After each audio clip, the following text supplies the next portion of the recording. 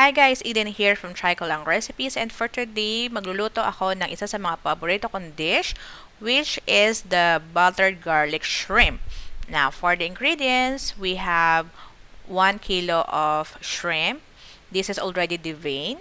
We have 1/4 butter, 3 tablespoons of cooking oil, 1 head garlic, na ika-crush natin mamaya. And then we have salt and pepper to taste. So, yun lang ang ingredients for this dish. Napakadali yet napakasarap.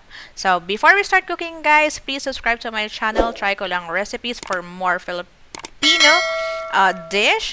And if you like this video, please give me a thumbs up and share this video as well to your friends and family. And don't hesitate to comment down below your feedback or any comment suggestions that you may have. So feel free to put it down on the comment section below.